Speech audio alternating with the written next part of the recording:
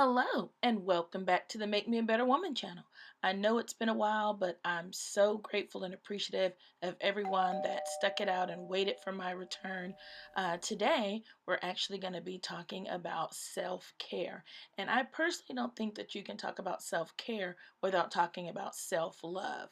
And so that explains my little short hiatus. I took some time off for some self-care and to show myself self-love, which is the greatest medicine. During COVID, I thought that it was especially important to revisit the self-care aspect. I don't know about you guys, but as a busy working mom and wife, I definitely don't take enough time to care for myself, and not just physically as far as doctors and dentist appointments, but it's really important that we take time for our emotional, mental, and spiritual health as well. There's so often that people are dealing with issues and battles that no one knows about, that they don't disclose to. For me personally, I actually have just really been dealing and battling with grief. And one thing that I did to start the healing process for myself is to seek grief counseling. And the same way that, if you let an illness, a physical illness or ailment go unattended, it will definitely make you take notice of it. I think the same way about our emotional health, so many feelings. And I definitely believe that during COVID, everyone's mental health has just been exasperated. There's so many people who have lost their jobs or lost loved ones, and our grief is just consuming a lot of people.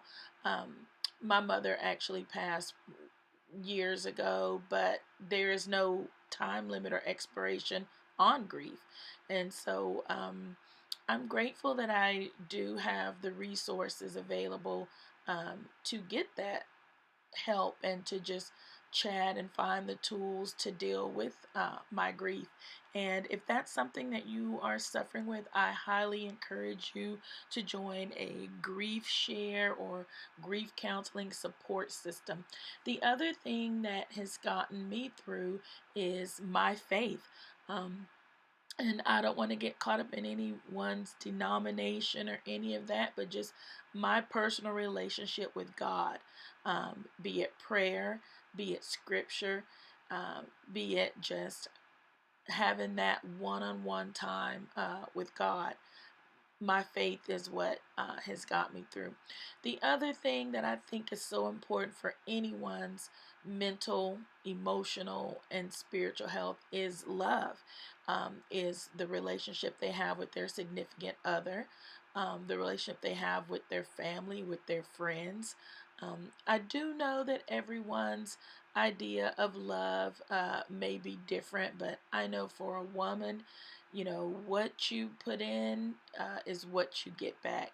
So I think it's really important to nurture those relationships with your significant other, with your family, with your friends, and just, no relationship is perfect, um, but definitely work on the issues, and um, don't sweep them under the rug and allow them to grow and fester, is what I would say.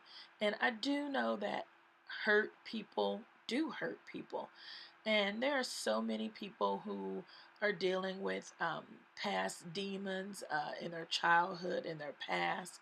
Um, and I think that it's really vital that each and every human being get help before you inflict another person um, with your pain and your issues.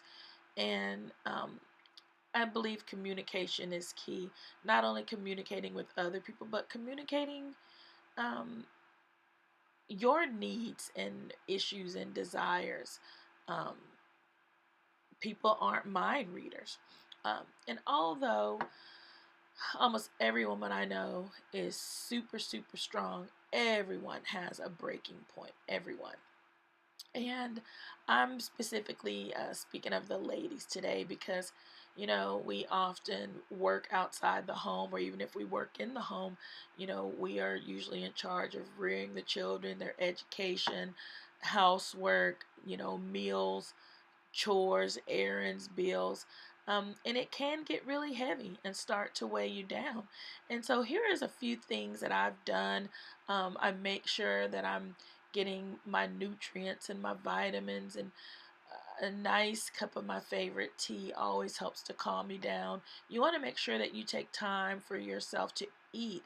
Not just eat, but eat a healthy, balanced thing. So even if you just make snack, something that you can snack in the day, but definitely, I don't know if about you, but I'm one of those people, if I've gone too long without eating, I definitely get um, hunger issues, and hunger, anger problems.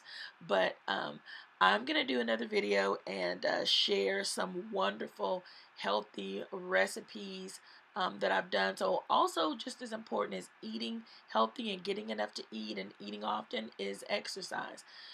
Maybe you live somewhere where you can't get out and run or walk, but the treadmill that I have comes in wonders. You also want to have a space that is comfortable and inviting, where you can just go and be yourself and meditate. And one thing that I did during quarantine is kind of build me a she pad, I call it. One of the guest rooms in my home, I call it the I Love Me room. And this is where I started just incorporating everything about love. That's the theme that I chose for this room. And this is the room that I come in to pray, to meditate, to write, um, just to do anything that I need to do to make my videos, podcasting, any of the um, things that I like to do. This is the room where I can come, and everybody respects that this is my room and it's my little piece of heaven on earth, a little tranquility spot. And I started incorporating things that I love and care about. Make sure you've got your favorite pamper items um, in your spot, whether it's a closet, a corner of the house, a room, whatever. Just find you a little space that you can dedicate just for you, and that's a place where you can go and just unwind. And I had so much fun decorating the room. And during COVID, you couldn't really get out and do a whole lot, but I just had so much fun coordinating and finding pieces to fit with my I Love Me theme and make it, my studio. But definitely, definitely find your little piece of peace and heaven on earth. Um, and no one can fault you for needing to take a break, taking time out for yourself. If you don't do it, you'll be forced to do it one way or another. I know life gets heavy with work, with, this is just perilous, perilous, weird times. And maybe you don't have someone else to talk to, but there's always a way out there, whether it's with prayer, meditation, writing, reading. Take time for yourself and just smell the roses, gather your thoughts, and love on yourself. Just love on yourself. And the same way that you spend time on binge watching and movies and TV shows, spend that time on yourself.